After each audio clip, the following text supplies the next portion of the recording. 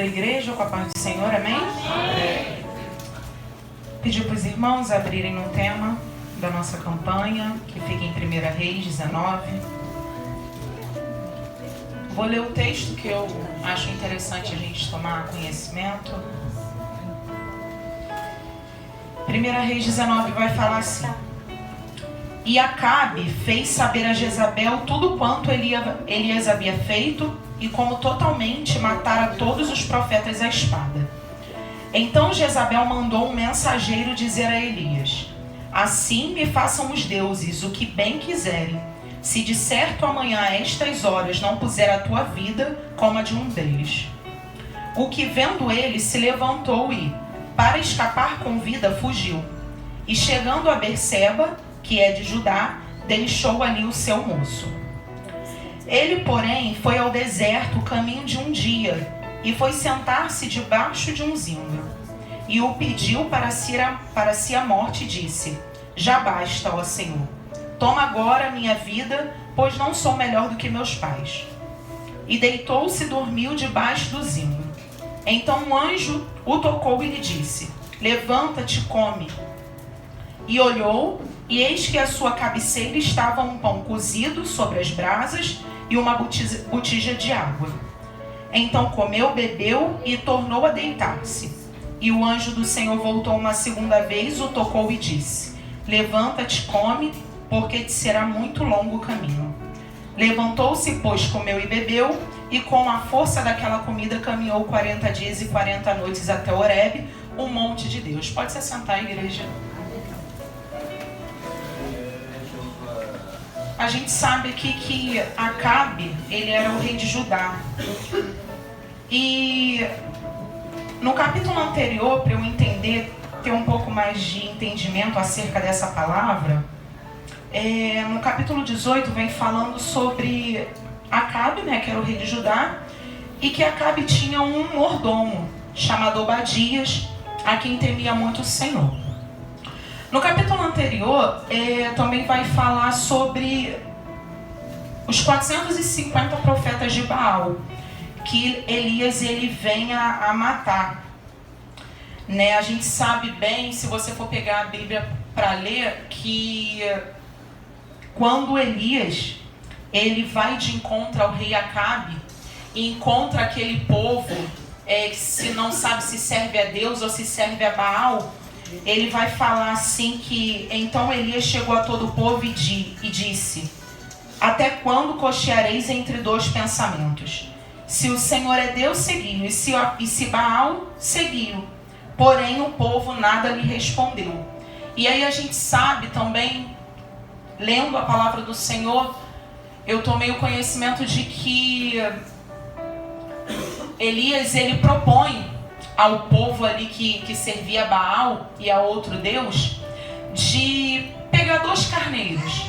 Eu vou pegar 2 carneiros aqui e eu vou colocar num sacrifício, diante de um altar, e vocês clamarão ao Deus de vocês. E vamos ver se o Deus de vocês existe, se o Deus de vocês de fato responde ao clamor de vocês.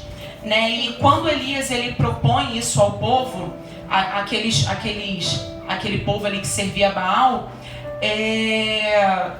ele propõe que se aqueles deuses existissem mesmo, que descesse com fogo naquele cordeiro. E da mesma forma, Elias também faz com ele. E ali na palavra vai dizer que Elias, num determinado momento, ele até zomba, falando assim: vai, clamem mesmo, gritem, parece que ele não está ouvindo, parece que ele está dormindo, continue aí. Eles ficaram por horas ali, clamando, invocando. A palavra do Senhor vai dizer que eles até se cortavam, oferecendo ali seus próprios corpos como sacrifícios, e nada aconteceu. E aí, na palavra do Senhor vai dizer que Elias, ele pega, eu acho que um líquido, não me recordo agora, e ele vai, um cedro, se eu não me engano, e ele vai derramando por todo aquele sacrifício já exposto ali por ele, naquele altar, e ele começa a clamar ao Senhor, e conforme outra pessoa vai jogando aquele líquido, não sei, ele fala que jogue uma segunda vez e jogue uma terceira vez, até que aquilo tudo ali esteja inundado por aquele líquido. E diante do clamor dele, diante do clamor de Elias, o Senhor ele desce com fogo que queima tudo, queima o cordeiro. E ali o povo de Baal, ele reconhece que de fato existe um Deus, que é o nosso Deus a quem servimos. E nisso, Elias leva eles para um determinado lugar e mata. Por isso que fala, né, a palavra do Senhor, que Elias matou os 450 profetas de Baal. E aí a gente vê assim, né, nossa, Elias ele viveu um processo ali com o Senhor, a qual ele precisava ver o extraordinário da parte de Deus acontecer.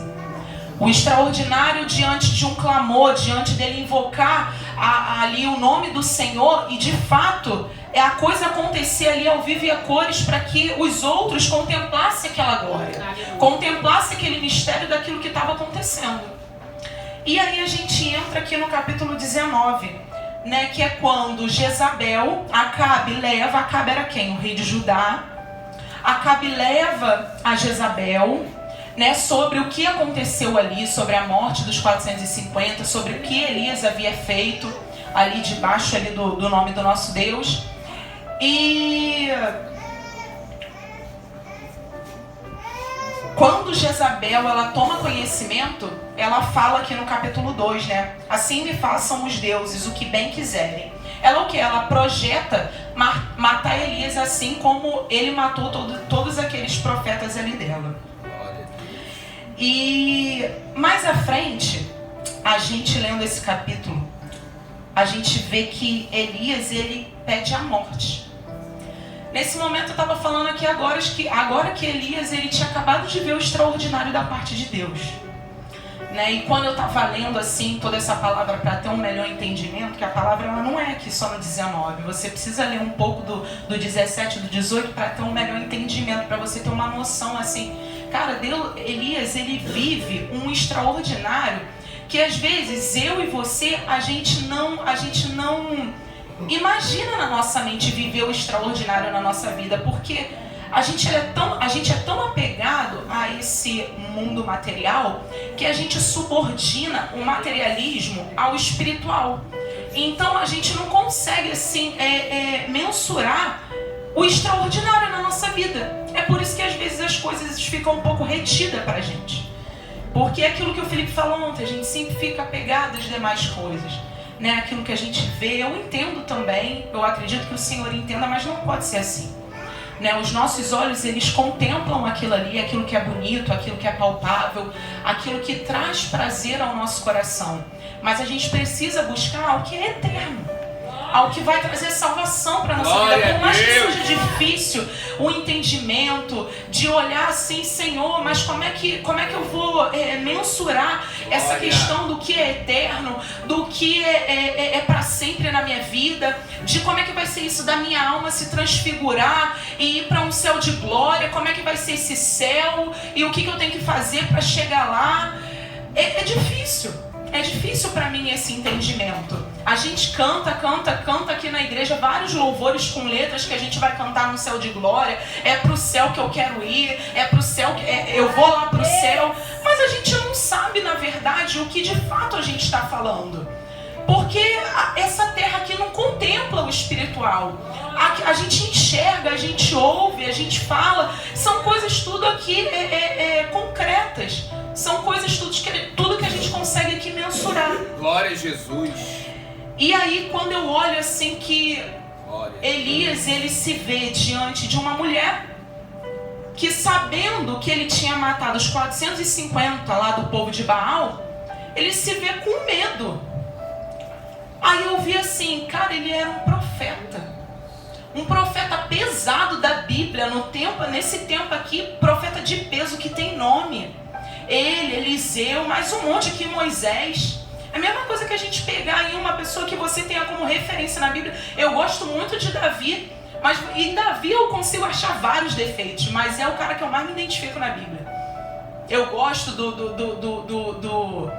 do jeito dele em que ele se apaixonou por Betseba. Eu gosto do jeito como ele levava, conduzia as coisas com o Senhor. Por mais que ele errasse, por mais que ele cortasse a orelha lá de Malco, por mais que ele cometesse N pecados, ele sempre estava ali: Senhor, não retire de mim o teu Espírito Santo. Senhor, me perdoa pelos meus pecados. Senhor, eu sou falho. Senhor, eu sou imperfeito. Glória a Jesus. Mas voltando aqui, eu olhei como o ser humano ele é instável.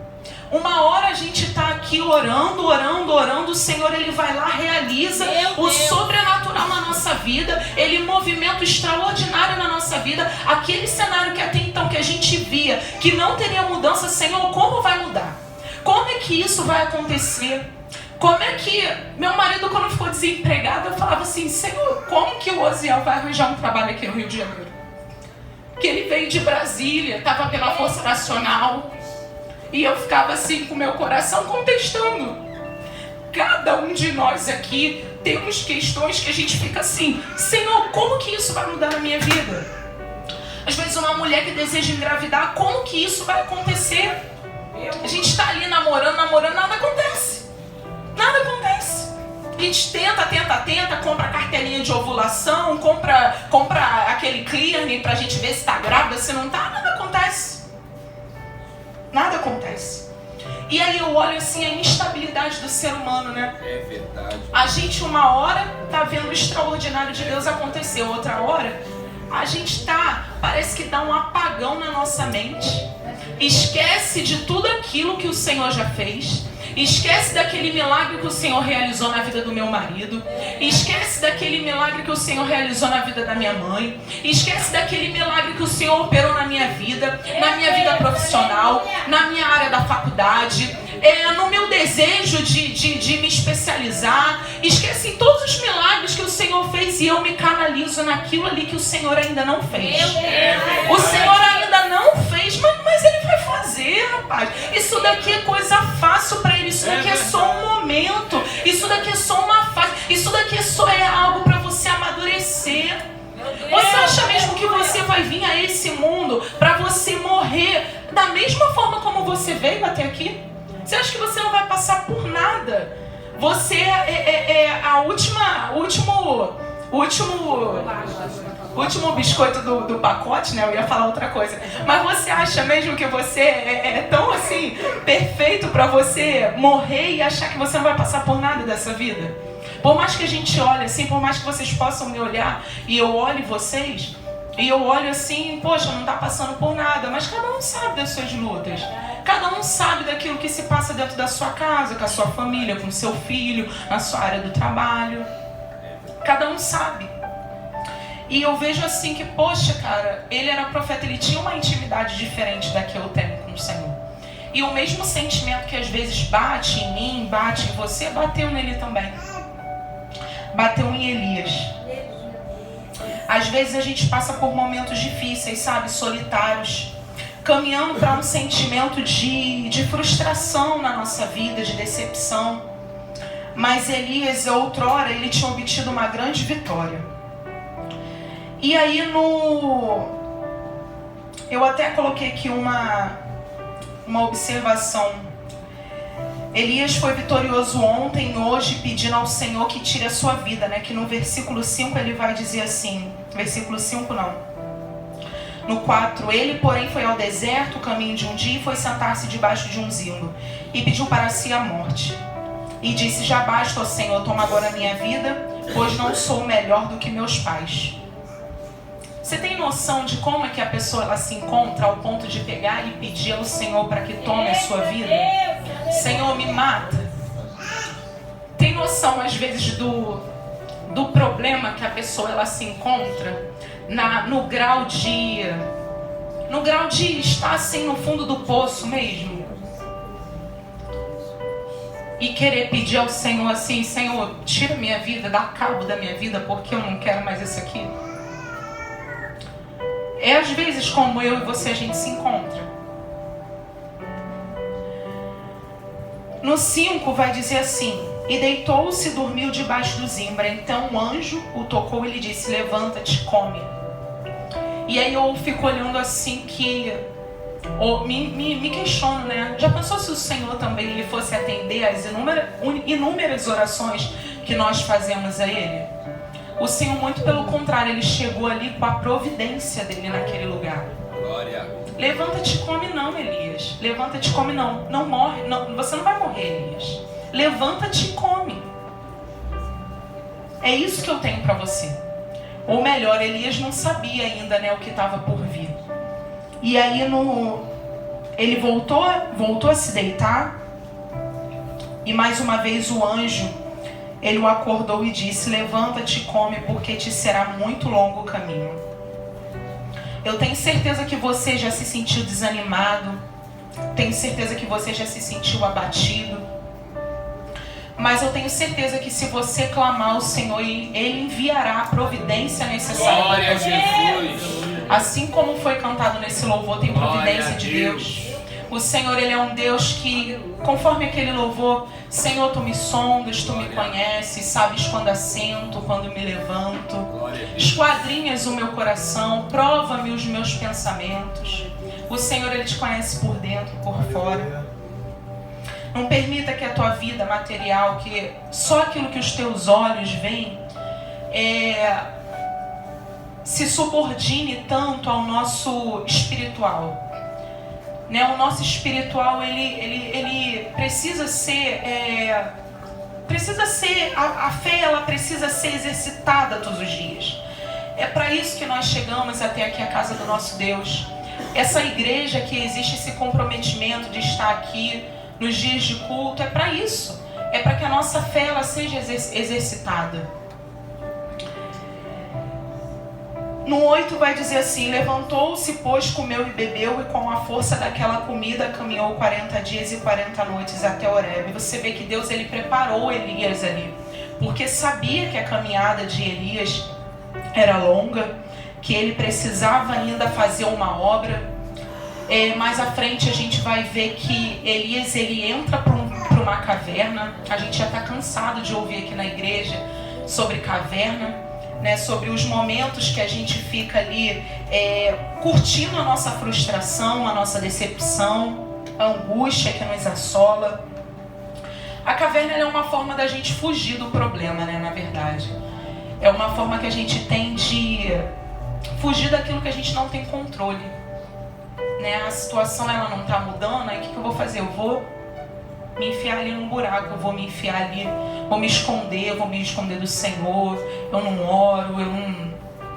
Fico indiferente às coisas de Deus, e até as pessoas aqui também. Mais à frente, quando Elias ele chega na caverna, a palavra do Senhor vem a ele e diz assim: que fazes aqui, Elias?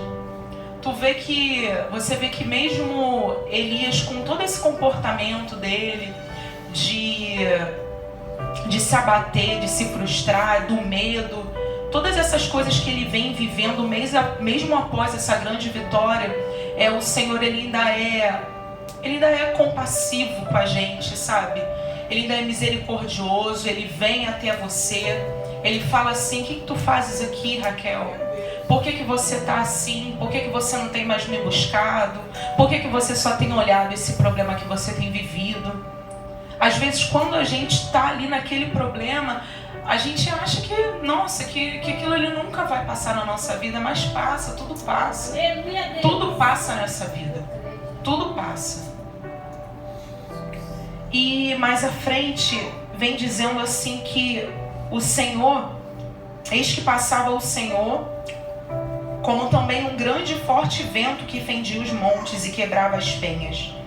Depois passava um terremoto, depois passava um fogo, porém o Senhor ele não estava no fogo. Ele não estava no terremoto, ele não estava no vento forte. E sucedeu que, ouvindo, Elias envolveu o seu rosto na sua capa e saiu para fora da caverna. Então veio o Senhor novamente e perguntou: o que fazes aqui, Elias? E Elias ele falava, né, que mataram os teus profetas, derrubaram os teus altares e só eu fiquei. E buscam a minha vida para tirarem. E o Senhor lhe disse: vai, volta pelo teu caminho para o deserto de Damasco, e chegando lá, unge a Azael rei sobre a Síria. Aí a gente olha assim, eu tô passando por um momento ruim.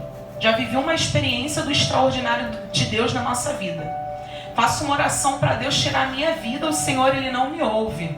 Exclui isso daí que ela tá falando sem pensar. E aí o Senhor, Ele vai lá, reconsidera toda a situação, todo o projeto que Ele tem para você, todo o plano que Ele tem para você, e vai lá, te tira dessa caverna. Raquel, o que tu faz aí nessa caverna? O que tu faz aí dentro? Sai daí de dentro, minha filha, porque eu ainda tenho um projeto para você. Eu ainda tenho algo que você não se conhece a si mesmo. Você fala o que não deve. Você fala sem pensar. Você não conhece o projeto que eu tenho para a tua vida. Você não conhece aquilo que eu tenho para realizar amanhã, daqui a uns anos. O extraordinário que eu ainda posso fazer. A força que você pode conhecer de dentro de você, que nem mesmo você sabe. Nem mesmo você sabe. Porque quando você está ali no fundo do poço, você acha que não existe mais nada. Você acha que ali já acabou, ao ponto da pessoa falar assim, Senhor, tira a minha vida. É porque ela já está no esgotamento dela. Ela já está assim, Senhor, não tem mais por que estar aqui nesse mundo. Já foi, a minha etapa já foi até aqui, o meu momento.